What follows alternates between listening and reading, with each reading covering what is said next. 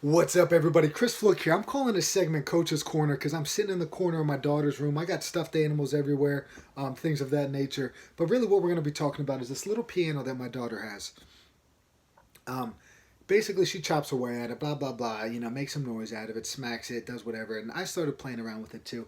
And I'm like, you know what? If my daughter's going to learn some instruments and learn how to play the piano, I feel like I should probably know how to do it. I never played an instrument ever, so we ended up getting a big keyboard. And last night I'm playing "Row Row Row Your Boat," "Mary Had a Little Lamb," "Twinkle Twinkle Little Star," all these little kid songs that are super basic and elementary in terms of learning. And it sounds terrible. If I had to grade myself a grade, it would probably be about a 40%.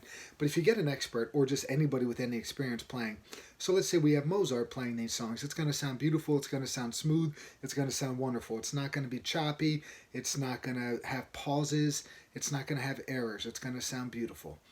Mozart is a professional. Mozart cared about the piano, I think anyway. I'm assuming he did. And he had some emotion and energy that went into it. Me, I'm just a dad trying to learn how to play and learn a new skill and be able to play so that my daughter could play and we could maybe eventually do this as a thing together. All right. So those are two different people, right? Now, when we apply this to coaching, we have let's say you have a strength and conditioning program from the University of Alabama. At Alabama, they have high level coaches, they have high level athletes. Let's say you're a high school coach. You are a coach, but you might be a teacher, so that's where your profession is in teaching.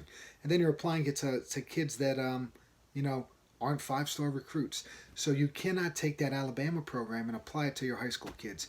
You can't take an Olympic track team's sprint program and apply it to your track team sprint program. It's not the same. There's not the same ingredients. Different coaches, different skill levels, and then different training experience. You can't, I remember when I was coaching football, I'm on this website. It's called Scribd, SCRIBD. There's so many resources on there.